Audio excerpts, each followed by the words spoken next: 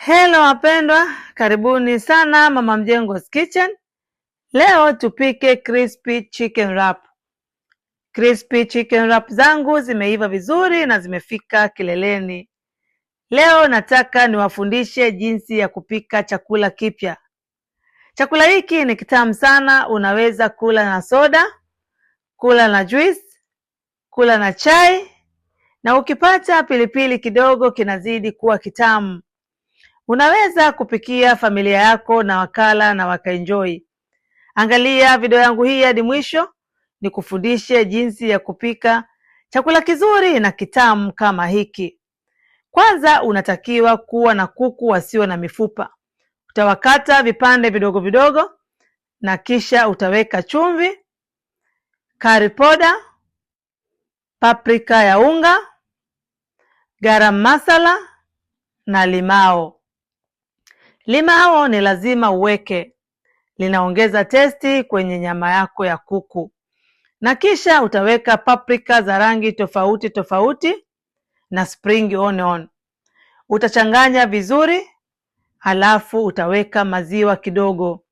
Maziwa ni lazima uweke, yanaongeza testi kwenye nyama yako. Na utaacha ichemke hadi ive.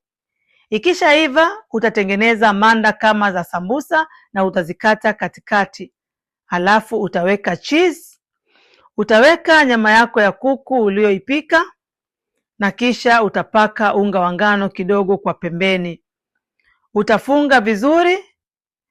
Ukishafunga, utachovya kwenye mayai. Ni lazima uchove kwenye mayai pande zote mbili. Halafu utapaka breadcrumbs. Na kisha utaziweka kwenye tray ya kuweka kwenye oven. Ukisha maliza utaweka chizi kwa juu. Chizi ni lazima uweke, inaongeza testi kwenye chakula chako. Ukisha maliza kuweka chizi, utaziweka kwenye oven kwa moto wa 200 hadi ziwe na rangi nzuri ya golden brown kama hizi. Crispy chicken wrap zangu zimeiva vizuri na zimefika kileleni. Asanteni sana kwa kuangalia video yangu hii. Msisahau kunifollow, kusubscribe, kulike, kushare na kucomment ili uwe wa kwanza kupata notification nitakapo posti video zangu za mapishi. YouTube napatikana kwa jina la Kungwi Mama Mjengo.